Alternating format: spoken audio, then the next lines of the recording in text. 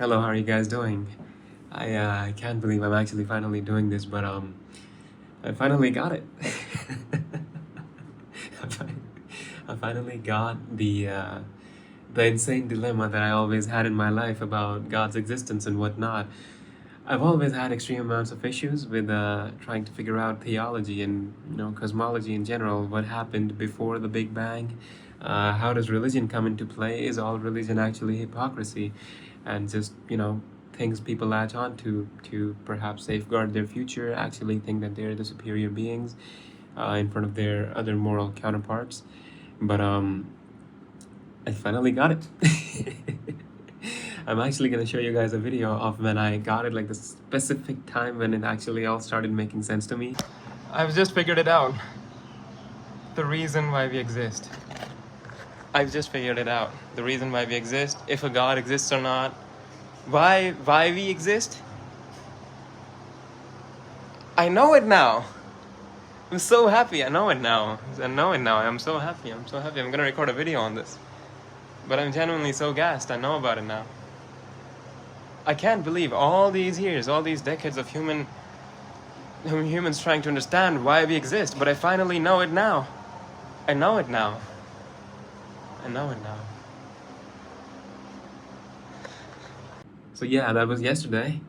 And yeah, today I'm gonna break everything down that I believe happened, and I'm not gonna be using many fancy terms in this video. I'm going to be keeping it realistically easy for the average person to understand, since we are used to the English language and talking with slang in a certain way and a bit of humor. But yeah, let's get into it.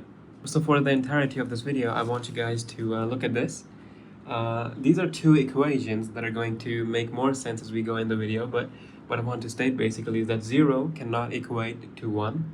It is impossible based off our knowledge of mathematics and understanding of how logic applies to objects in the universe and whatnot, the physical world that we perceive it as such.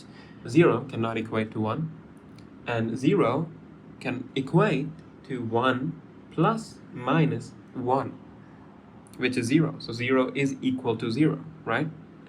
A is equal to A. A cannot be equal to B, but A can equal to A, but 1 plus minus 1 is actually 0. So it is just a different way of saying that 0 is equal to 0. So when modern day scientists or physicists talk about our origin, they say that there was a phenomenon that we call the Big Bang that happened in the absolute origin of the universe. There might have been something before that, but what happened to sort of burst us onto the scene or bring forth our creation was the Big Bang. So how exactly it happened was that there were a lot of particles that came together and they had this sort of expansion, or they became really hot and then exploded and then shot us really far away into different directions. And hence the Big Bang gave birth to so many things of its kind, and we happen to be a very small species that actually developed intelligence, the ability to reason, consciousness, in our little planet that we call Mother Earth, in our small tiny solar system that is in the Milky Way galaxy, that is close to the Andromeda galaxy. And leaving the fine-tuning aside, the first thing that comes to mind is, okay, then where did all the particles in the Big Bang that were part of that expansion or that explosion, where did all those particles come from? Because everything comes from something. This is where my first equation that I showed you guys in the start of the video comes in. 0 cannot equal to 1. What does this exactly mean? So since we know from our understanding of mathematics that 0 cannot equal to 1, it's very safe to say that something can only come from something. If something exists, that something could give birth to something else, or it could divide into something else, or it could merge with something else. But if there is nothing, if it is an empty set in mathematics, then it is physically impossible for there to be any other particle present in that empty space, that blank vacuum. So even before the Big Bang happened, before all those particles came together and merged and then exploded into this big thing that we do address as the Big Bang, what did we have? A lot of people now would argue that we are simply too dumb to understand what actually happened, and we are not technologically advanced. Maybe in the future we'd be able to have a better understanding of what truly happened, but I would argue that So Einstein's theory of relativity is what gave birth to our understanding of how space-time is connected. So space is what influences time through gravity. So we already know that time is different on different planets, and time is also different on different masses or matter in the universe because of the strength of their gravity. If you enter a black hole, you could look back and you would see the entire universe pass and diminish into future events before you could even before an hour passes. This states that time is not a truly scalar quantity, but it actually depends on something. Since all of these scientists in the past established that time is not actually a scalar quantity, it is fair to say that if there is no matter present, then time cannot exist. If you think about it, let's say that there is a universe before the Big Bang, and those particles that came into a specific spot to expand don't even exist, right? There is nothing. There is absolute nothingness, not in terms of philosophy, but in terms of physicality. There is no atom or molecule or particle present, so time cannot exist. So, how can you create something from nothing? We have already established that 0 is not equal to 1. Think of it like this: if there's a fruit basket and there is nothing inside of it, how can you magically create an apple and put it inside of that basket? You are not able to do that action, right? No one can. So since time doesn't exist, no physical matter, mass of any kind exists, therefore gravity also doesn't exist, which means space, time in general as we understand it doesn't exist. So if we go to the absolute brink of the universe, what do we even establish from that? And now this is the point where people like to downplay themselves and say our brains are just not smart enough to comprehend what existed before the Big Bang. I would argue that this is an average person or the human being or a scientist downplaying themselves and taking a cop-out. True science is about being flexible, right? The absolute proof of science is the fact that we have to be accepting and flexible about every single ideology. Even the possibility of a God being present, I would argue, is what makes true science. How can you be a true scientist and be completely closed or obtuse to the idea that God could actually be present in our universe or outside of it? So since 0 is not equal to 1, something has to come from somewhere. It is fair to say, if we think about it, that God does exist. God created the first particle that then went on to do a million more things, and then you can argue that God stopped caring about the universe, stopped doing anything of the sort, but the fact that there is a very high likely probability that God exists is still there. People before us, some of the greatest minds of our kind, Leonhard Euler, Nikola Tesla, Isaac Newton, Al-Khwarizmi, Ibn al-Haytham, and so many more. All of these are people that never ruled out the possibility that there is a chance that God exists. So why are we so self-centered that we are so obtuse to that idea? Now, the main argument that somebody has when you take this approach to God's existence is that if God existed, then who created God? Otherwise, the logic falls on yourself, right? Because if 0 is not equal to 1, then if God is 0 in this scenario, then how can he just equal to 1 without there's something being present before him and then creating him, and then something before that entity having created him? And that's a perfectly reasonable thought. However, that's where logic again comes in. We are thinking in terms of physicality. We are treating God as if he is some sort of physical existence, but that's not the case. 0 is not equal to 1 is the mathematical equation that we have derived from what is present to us. That is all physical, which is literally what gives birth to physics. Physical physics. But God is spiritual. How can we apply a physical law from our physical mathematics into the spiritual realm? It is impossible, right? So this argument that God had someone that created him, for you to even make that argument, first you have to accept that God does exist, right? So you already accept that there is a God before the Big Bang. And again, there's no reason to go against it. Maybe some people grow up having animosity towards God, or maybe some different things they've seen in their lives, but the ultimate proof of being a scientist is having the ability to accept when something makes sense. It's allowing trespassing thoughts into your comfortable wilderness of ideas to come and perhaps prove you wrong. So we do understand a lot of stuff about the physical realm. We do understand a lot of stuff about the mental realm, anything to do with neurology.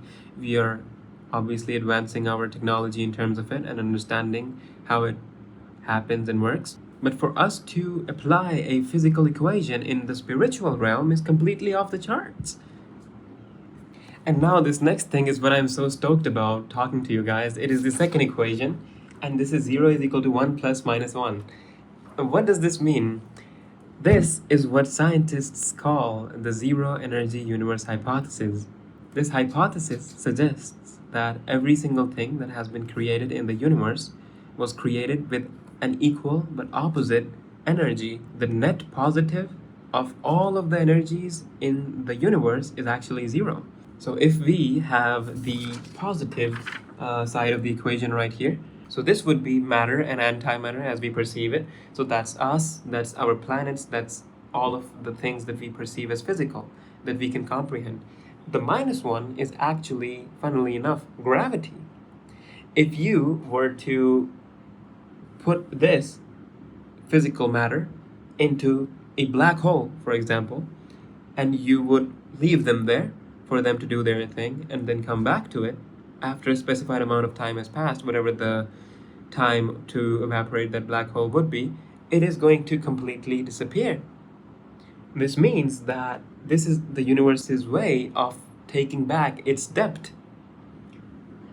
So obviously, again, this just makes the same amount of sense. It's like if there's a zero, right? For this equation to even be written, there has to be something that gave birth to this equation. If it is 0 is equal to 0, if that's what's written, how can you just change it to this? What I mean by that is, let's say that I quickly grab a paper and I just write 0 is equal to 0 there. This is what is. For this to change into... Now, for anyone to write something else, perhaps 1 minus 1, 2 minus 2, 3 minus 3, or any other law, as the one that I just showed you, someone has to have the marker in their hand to write that, right? Otherwise, it's just this. That's math. It just has to be this way physically. But for this to happen, for it to be 1 plus minus 1, we need a creator. Someone that can actually influence what happens in the physical world from a world that is not physical. Someone that exists in the spiritual world. So when I actually learned about the zero energy universe hypothesis recently, I was so blown away because this is what really started making sense to me. This is what made me understand everything else apart from the existence of God, because I already kind of was close to understanding it. But now it completely makes sense to me. So I was in the shower yesterday and I was just pondering nonstop for God knows how long. And it finally struck me. This can be interpreted as saying every action has an equal but opposite reaction. Now, it's not necessary. I might be jumping the gun here. Dunning-Kruger effect in play. Maybe I'm thinking I'm very smart, but I'm not. But this might just be God's way of telling us that we are held accountable for every action we make. This could just be an abstract or divine hint from the Creator. Our very own existence is literally what we have to understand as we pass this human experience that we call life. So while we're at it, I'd actually love to expand on it and say that science, modern day science, is actually going against the very thing that it loves to do, and that's being free. That is the ability to know that there is a world out there that we just don't know anything about. Why is it that scientists are going to proactively cut out the possibility of there being a creator out of the fear that they just don't know how to deal with that sort of existence?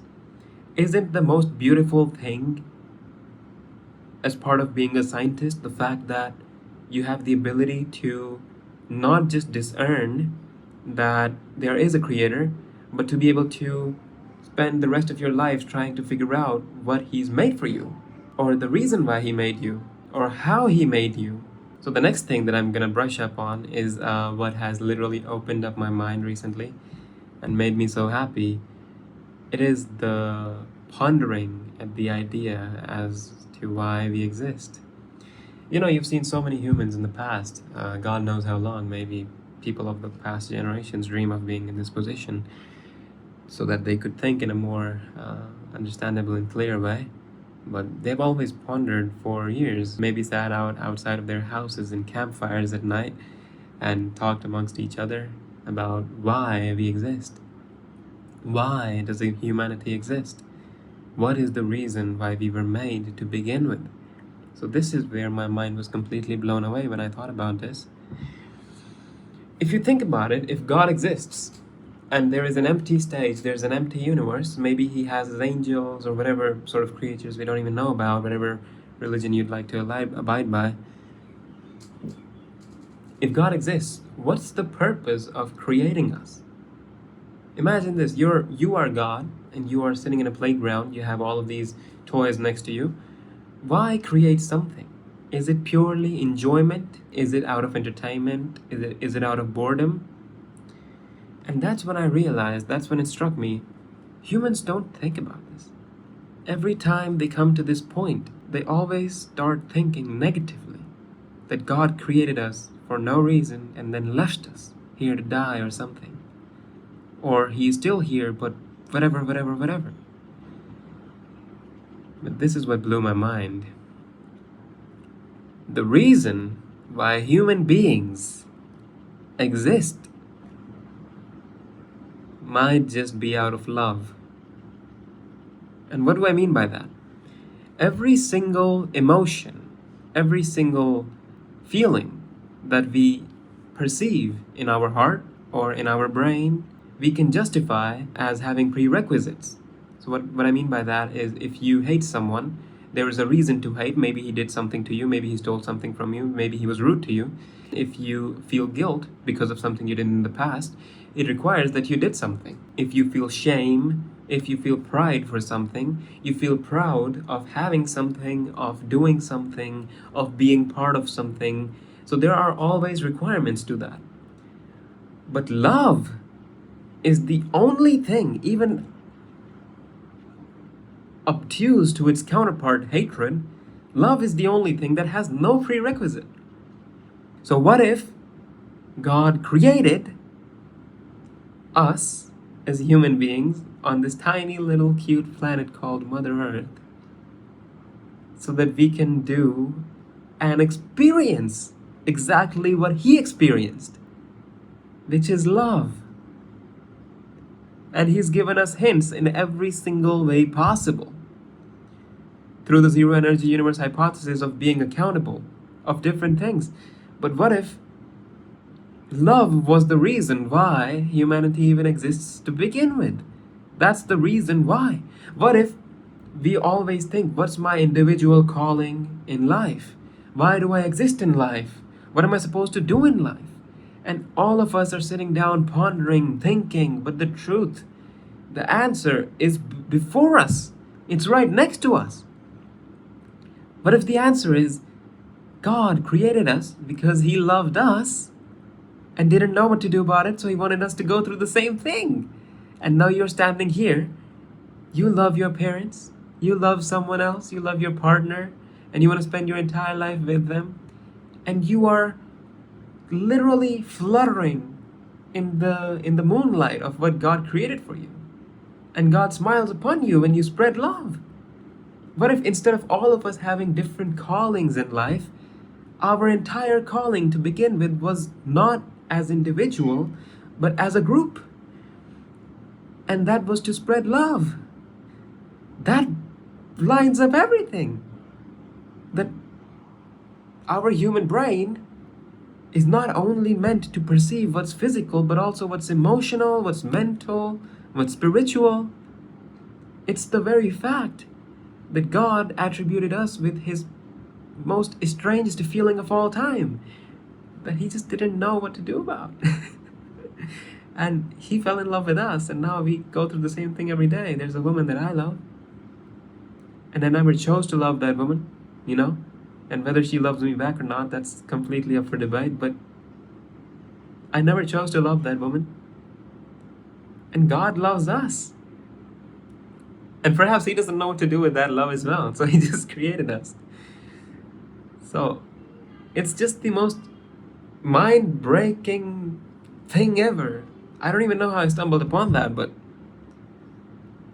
it's just insane that we exist to love one another. Perhaps the entire reason why we exist is not to try and grasp things outside of the universe. Well, that may be a reason why, but that's actually a side hustle. That's not the main reason why. It's to understand, it's to love one another and embrace one another. Maybe that's why we were born to begin with. You know? And if you think about it that way, it finally adds up. It reminds me of that one scene from Interstellar, if you guys have seen that movie. I saw that a long time ago, but I was recently browsing YouTube and it came back to me and it just completely blew my mind away. It's the fact that there's that one scene that Anne Hathaway or Dr. Brand goes that Edmund's planet might be a better option than Dr. Mann's because love is a feeling that transcends everything that we know about space and everything beyond it. And I was so starstruck about that entire thing. It's the fact that they, probably not knowing this, since I researched all over the place, but there was no reasonable argument or theory that suggests that God made us out of love and that He fell in love with us, and that might be the reason we exist, and that's our grouped calling to life. And for her to spontaneously make that statement in that movie, perhaps through a script or naturally, is an incredible miracle in filmography. If that is the truth, then that's an insane coincidence. But I'm just so genuinely surprised after that point. It's like the reason why we exist is to spread love. And what are we doing, guys? Are we spreading love? Are we loving one another? Are we embracing one another? Are we? No, we are fighting each other. We're chasing money over one another. We're throwing each other under the bus to get wealth, to get material goods in the world, to obtain nothing of value.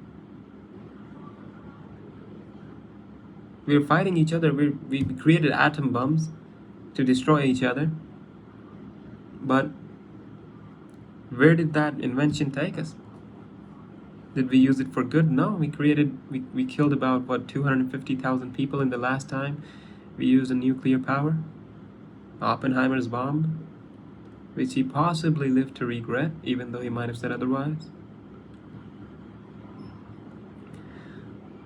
The fact that God scientifically exists and that we might actually be alive for the sake of spreading love gives more purpose and comfort to me than $1 billion.